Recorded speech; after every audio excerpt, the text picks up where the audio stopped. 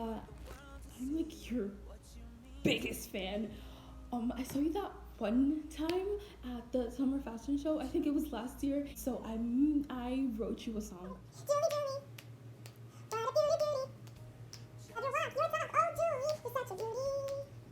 Oh my gosh, I can't believe I'm talking to Julie right now. I'm so excited. I need to tell my mom.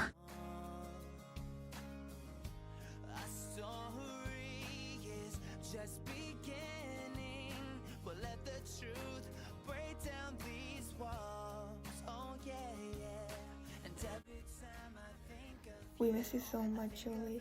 Hope you fly high. I have been a big fan of Julie Evans for many years. I am a designer and I made her this beautiful outfit in hopes that she would wear it one day. But honestly, it's very sad to see her go and that she'll never get to wear this glorious outfit. Julie, I'm your biggest fan. I love you so much. You've inspired me to do so much with my life. I'm now an aspiring model and I couldn't have done it without seeing you and all you've done. I appreciate you so much and thank you for all you've done in the community. No. This can't be happening. Have you heard? Julie Evans has just died. I used to subscribe to her magazines. I used to be a fan of hers. I've always wanted to meet her. And she just died? No. Julie! No! It's quite unfortunate what happened to Julie. She was such an inspiration to young girls and her peers. She's done so many things, social work, helping our community, helping younger ones, inspiring them to be what they could be, whatever they dreamt of. But unfortunately, she fell into the wrong hand. Somebody, an undesirable element, who does not value anything good, who does not see anything good. Every parent should always be careful and understand who their children associate with. She's gone, but our legacy lives on. This is a lesson to younger ones to stay where they will be valued. Thank you. Hello everyone, it is an honor to be invited to America's Last Top Model. My name is Justine Skye and I am a screenplay writer and director. I was planning on casting Julie in one of my recent films before her untimely passing. She could have gone so far in this industry if she had just known her worth. She was so talented, so strong, so independent, but she let a man hold her back. Kip Cayley. He was older than her, and he was one of the only people to pay attention to her and actually see her in a long time. She was blinded by him. He loved her because she loved him.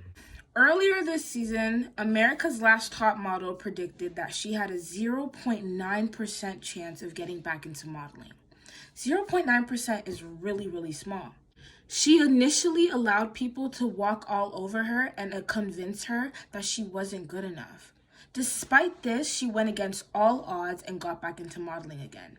She was destined for great things. Kip Cayley's downfall with the path that he was on was inevitable, and he was bringing Julie Evans down with him, because at the end of the day, the only person who can help you truly stay reformed is yourself. I have chosen to take a creative direction with this contest and show you guys what Julie Evans could have been. What would Julie's life have looked like if she did not follow this inevitable path of downfall? What would it have looked like if Kip Cayley did not come and try to take control over Julie whenever he felt helpless? What would it have looked like if Julie stood against this control, stood up for herself, and told him it was wrong, and told him to take accountability for his action, I wonder.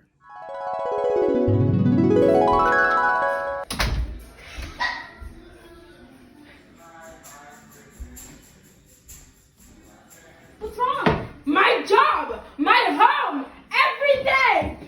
Truth is I'm tired, options are few, I'm trying to pray. Kip, I further. I don't deserve this. Next course of action should be getting a job, not going out and getting drunk with Joe Foley. Either get right or get out. Now, there's two ways that the situation can go, and it all depends on how Kip Cayley reacts. He can either get mad, go back to Joe Foley to comfort him and get help, and since he has no home now, he ends up robbing banks again and dying while Julie is on a runway in Paris. Choice 2, he can apologize and realize and reconcile with Julie. And he does better for her and gets a job and gets his life back on track. They live happily ever after, but she's modeling on a runway in Toronto. Let's see what life looks like if Kip decides to get angry. Either get right or get out. Think you're smart? You think you can talk back at me?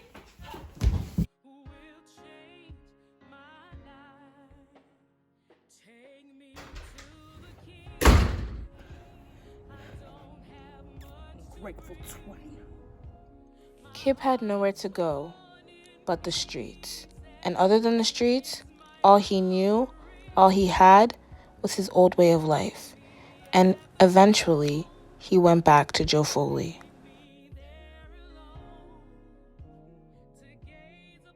Kip told him of his struggles with Julie. Foley wasn't surprised. He knew he'd come back one day.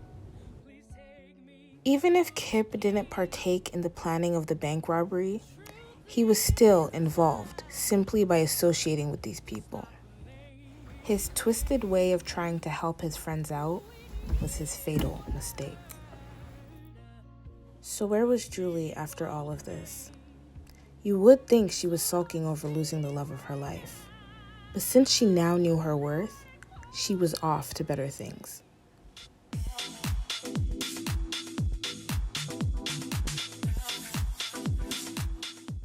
So how would things have ended if Julie just talked to Kip and he took accountability? Either get right or get out. Okay. I'll get a job. I'll do better for us. He got a job as a delivery man. It wasn't much, but with Julie's salary, along with her getting into modeling again, it was enough to keep them afloat. They were happy, and that's all that mattered.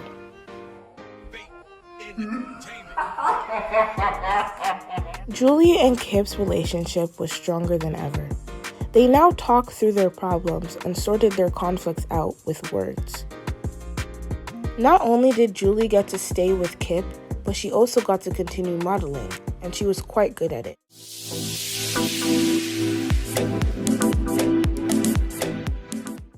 Either way, Julie would have been happy if she just talked things out with Kip and asked him what was wrong. Now, as Father Butler previously stated, let this be a lesson to all young girls. Never stay with someone who does not realize the worth. Never be anyone's plaything. And everyone remember, the only way to stay on a path of true reformation is to take up accountability within yourself. No one else can do it for you. Thank you.